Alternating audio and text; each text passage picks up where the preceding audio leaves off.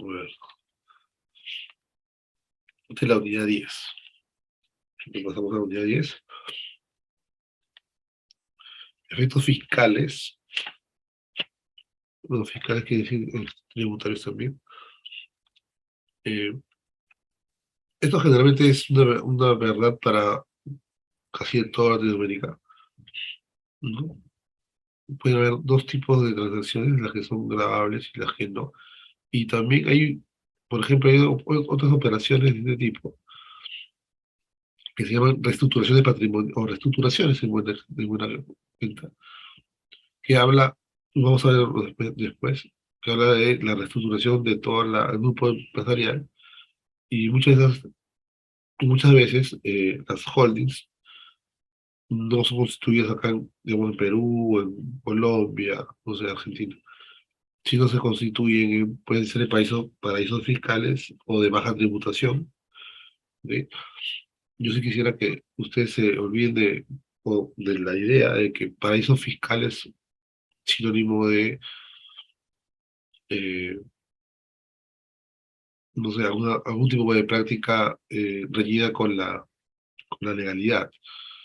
Es todo lo contrario, es, o sea, trabajar y tener la capacidad de llegar a un país, a un país de baja tributación es realmente beneficioso porque eh, hay sinergias en todo esto, ¿no? O sea, hay muy buenas opciones, o sea, ¿por qué se llama? O sea, no solamente se trata de que un inversionista pague poco impuestos, sino que es un atractivo de inversiones, lo cual, digamos, como les digo,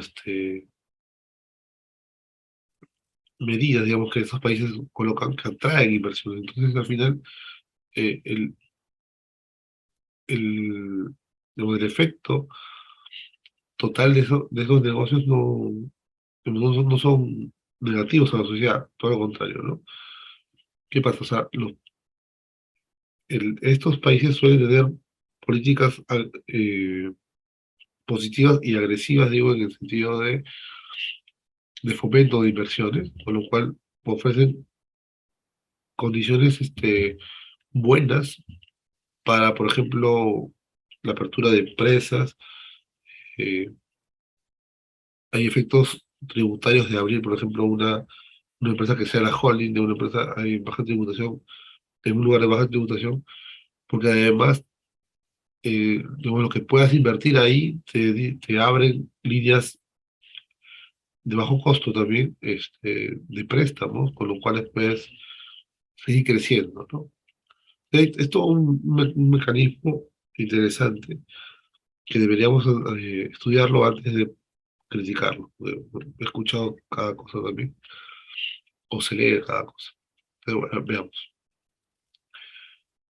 Eh, Hay adquisiciones que son grabables y hay adquisiciones que no lo son, ¿no? Se asume que los accionistas de la empresa objetivo venden sus acciones y el impuesto implican a las ganancias o a pérdida de capital. Entonces, bueno, si yo compro una empresa, ¿no?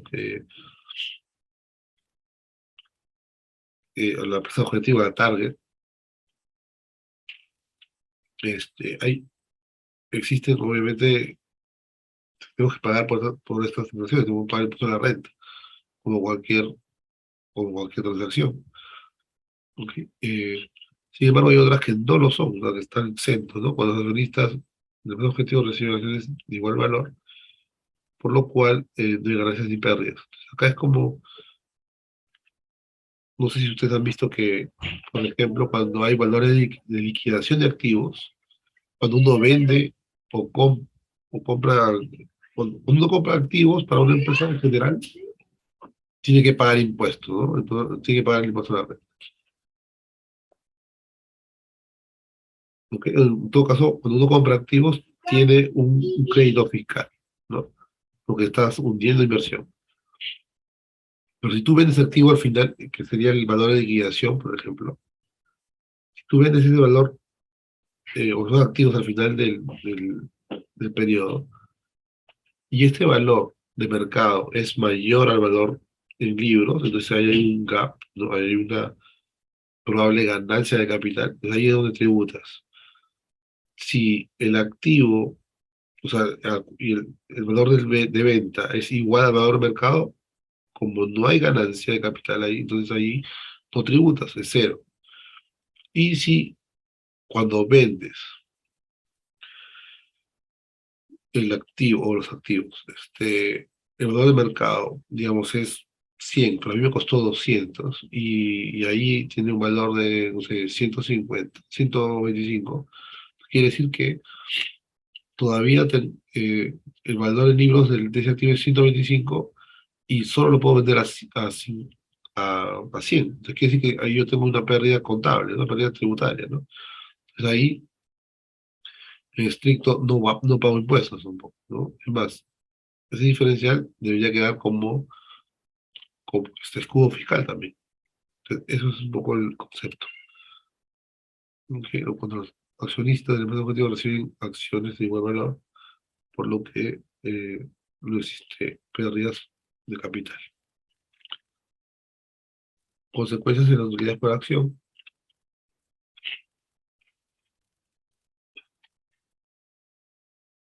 Una adquisición puede crear la ilusión de crecimiento de utilidades, sin embargo no es real.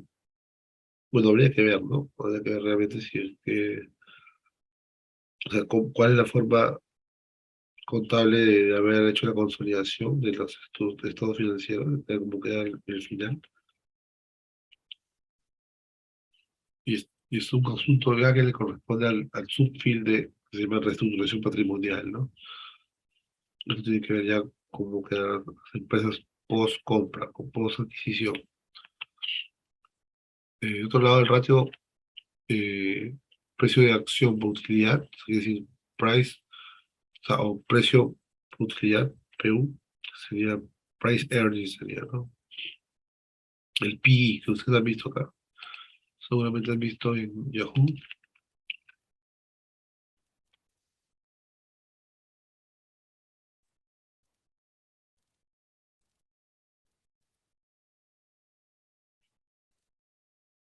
como cualquiera, del, del-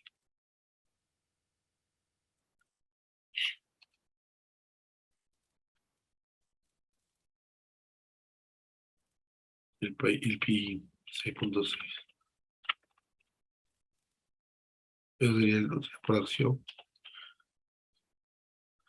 Bueno, el precio utilidad, el ratio de precio utilidad o precio earnings, PI, price earnings, depende más de la expectativa del mercado con respecto al índice de crecimiento de las utilidades de esa compañía.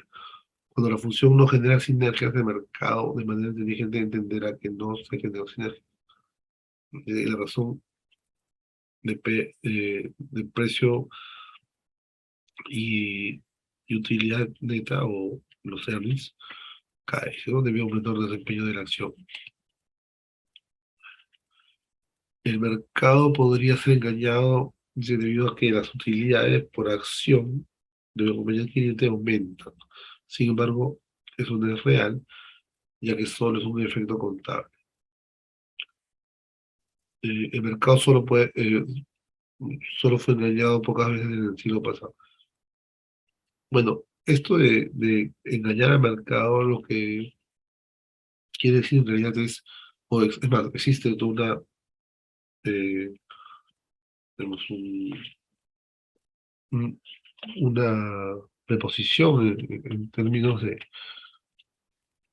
de finanzas, donde se dice que la posibilidad de arbitraje es cero, ¿no? En realidad, en los mercados.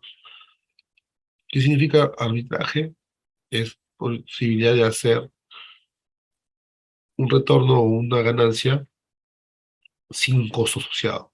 Eso es arbitraje. Entonces, por eso que acá se menciona ser engañado, ¿no? Pues no es que sea engañado, sino que es una posibilidad negada, el concepto de hacer un arbitraje dentro del mercado normalmente. Ok. Entonces, a ver, vamos a ver qué más. Las inversiones y reestructuraciones. Ya esto ya se lo expliqué un poquito, ¿no? Las desinversiones son dejar ir, digamos, partes del negocio. Por ejemplo, yo les pongo un ejemplo que viví cuando estuve trabajando en JJ. eh, Hubo toda una reestructuración de la empresa, la organización interna, entonces se decidió prescindir de dos, por un lado, una área interna de la empresa matriz y por otro lado, una subsidiaria de la empresa matriz, que sería la pata inmobiliaria. En ambos casos, esta área que era área de concesiones o de inversiones, se puede decir, también dejó de funcionar, o sea, dejó de tener dinamismo, porque justamente eh, en una época cierta de crisis, había una crisis tanto de mercado como de X naturaleza. Entonces, cuando falta o hay la posibilidad de que, que los tiempos vengan duros, entonces las principales áreas que sufren recortes son las que son de prospección, ¿no? Si sabes que no vas a crecer, que no vas a poder invertir en el futuro inmediato y medio, entonces lo lógico es que esas áreas se reduzcan, ¿no? Eso, por ejemplo, significa desinversión en el caso de que, por ejemplo, hubieran vendido o sea, desinversión es simplemente dejar, ¿no? Sin efecto una pata del negocio de la empresa. Decisión ya cuando la empresa, o sea, o esa, por ejemplo, la parte inmobiliaria, se hubiese separado de la empresa matriz y hubiera seguido su camino propio, por decirlo. Es otra forma de decisión. ¿Ok? Y las reestructuraciones ya saben que tienen que ver con cómo generó todos los cambios internos.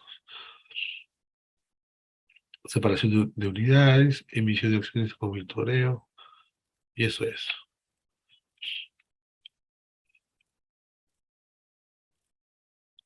Esto es el texto que ustedes deben leer, está dentro de la bibliografía que les he dejado también. Entonces, lean eh, la sección justamente de Manéis, ¿no? Entonces, ese es lo, chicos.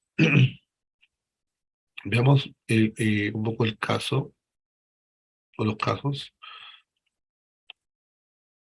Entonces, ustedes pueden profundizar en esto, ¿no? Estos han sido casos públicos. Santander compra empresas de pago, ¿no? En este caso son los temas, las fintech, ¿no? Acá hay otra donde está empresas estos son digamos, las consecuencias, por ejemplo, de la crisis sanitaria de pandémica, ¿no? Donde el digamos, los primeros caídos fueron obviamente las aerolíneas, ¿no? Y además hubo toda una movida y todos unos conceptos donde las aerolíneas comenzaron a quebrar de manera sostenida y digamos, no había un día que no quebrara una aerolínea. Y eso también llama a hacer justamente lo que es los procesos de money, ¿no? Compran lo que pueden rescatar de esas empresas quebradas, por ejemplo.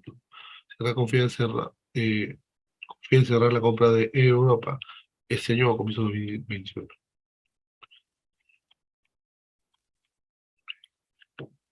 En este caso, Credit Corp, por ejemplo, en el año 2016, si me lo recuerdo, 17, yo estuve en Medellín, y bueno, Medellín y también Colombia, en Bogotá, perdón, este, y ahí visité justamente las oficinas de Credit Corp en su etapa temprana, ¿no? De haber adquirido, creo que ahí adquirieron no me acuerdo si fue, yo no me acuerdo el nombre de la empresa colombiana, ¿verdad? Imitras, creo, Imitras, pues era en Chile, ¿verdad? Imitras.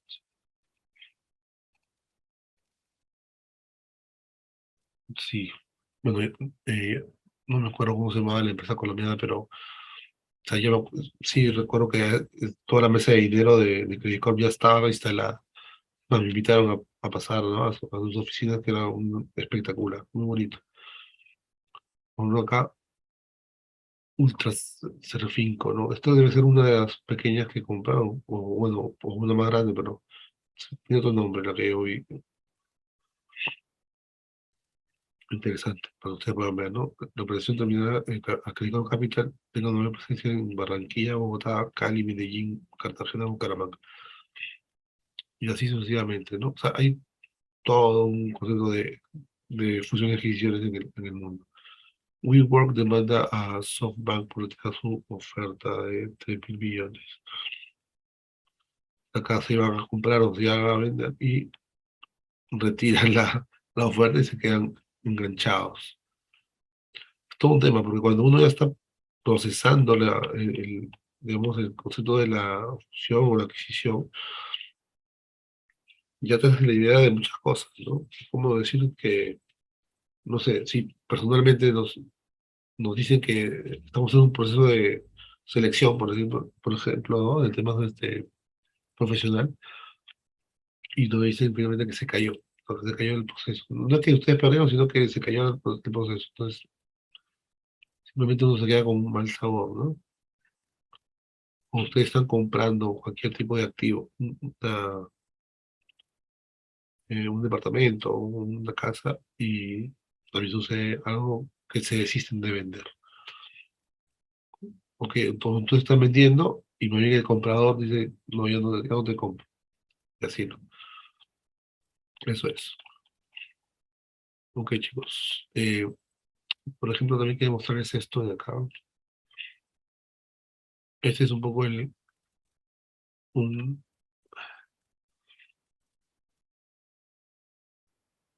reporte de 2018 de Maneis por PY,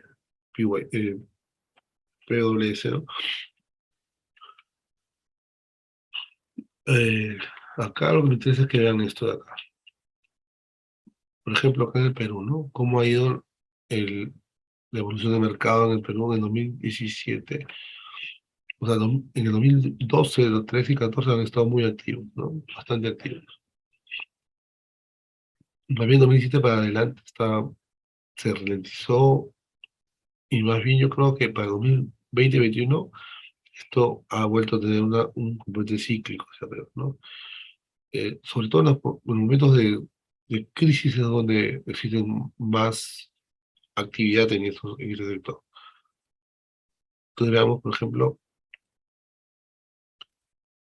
en los años 16 y 17, ¿no? Donde más se concentraron estas operaciones, otros deals, que llamamos deals, es en el sector de energía. Entonces acá han habido 23.5 transacciones con un volumen de 353.000 dólares, millones de dólares. Estamos hablando de volumen de millones de dólares, sí, estamos hablando de millones de dólares. El volumen de energía, 35%, seguido por materiales financieros. Experiencia en Perú. Un segundo.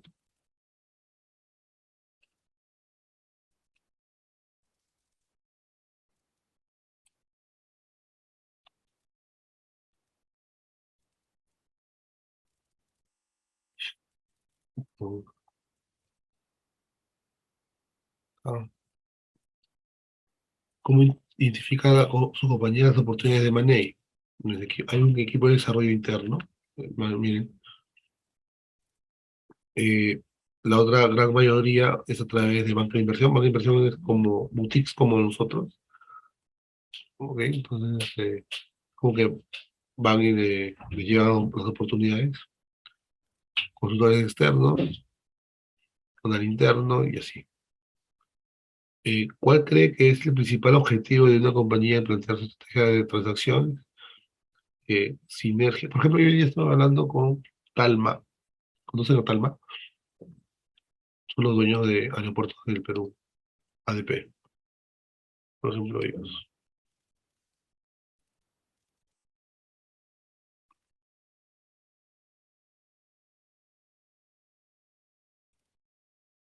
¿ya? Ellos son, digamos, se consideran como operadores logísticos, pero bueno, son más que eso, ¿no? Hay, tienen muchos negocios, o sea, unos son las mangas de transportes, los logísticos, también tienen aeropuertos, ya son multinegocios. Y me comentaba un poco que están en compras, adquisiciones, o subieron los últimos años de compras en Colombia y Ecuador, me parece. Después de haber comprado cosas de México también. Entonces es una transnacional peruana, ¿ya? Que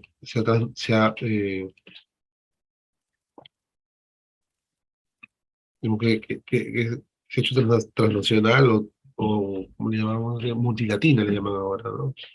Una multilatina. Un ratito, por favor.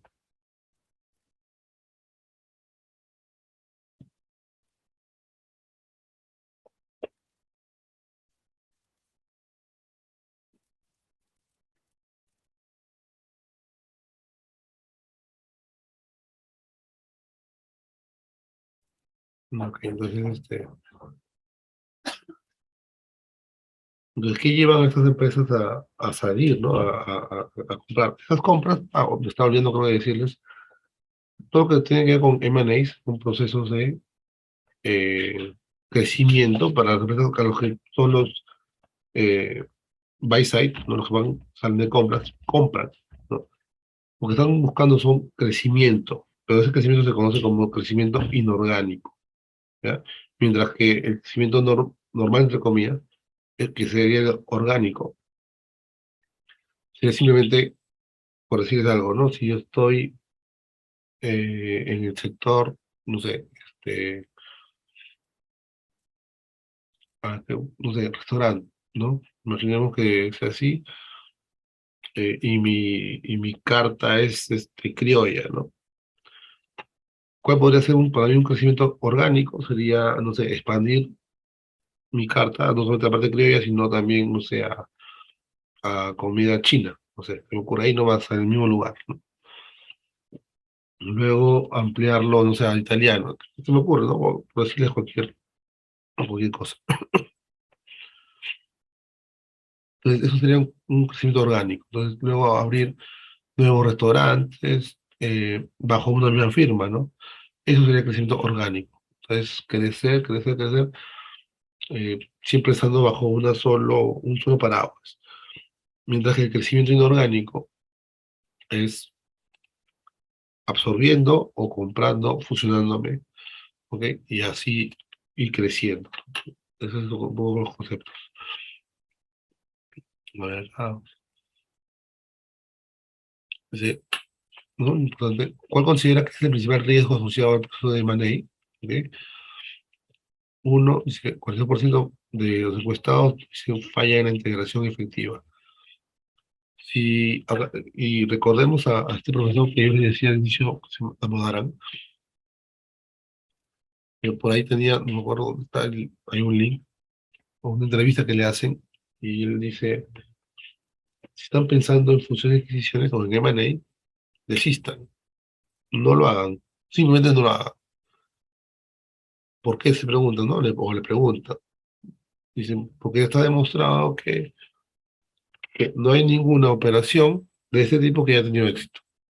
Cosa que a mí me parece medio extraño, pero bueno, esa es un poco su opinión. Ese diría, ¿no?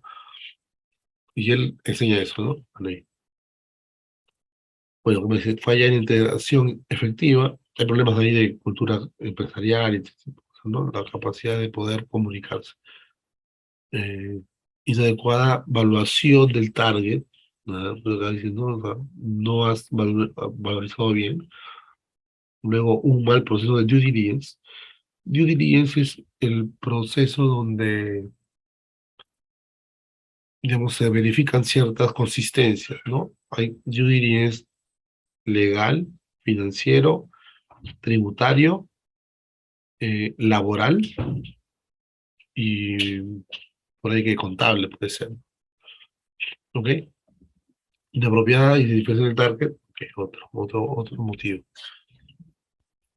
Y así, a ver. Eso ustedes lo van a poder leer, lo van a tener en perspectivas de la actividad del banco local.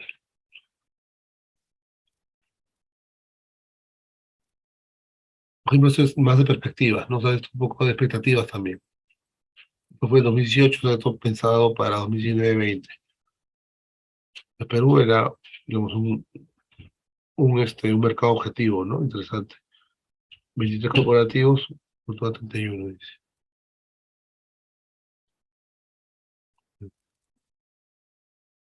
Interesante. Bueno, Colombia, bueno, Chile y Colombia también. Joint Ventures, ¿qué transacciones esperaría realizar su compañía en los próximos 12 joint ventures? Joint ventures son lo que es las fusiones, ¿no? Básicamente, con ciertas características particulares. Desinversiones es, ya les dije, retirarse de una parte de un negocio. Y fusión y M&A. Joint ventures son contratos donde trabajan de manera conjunta, me parece, pero las facturaciones son cada uno en su proporción, su menor, ¿ya? ¿Qué más? Así, así. Ese es igual, todo este fue también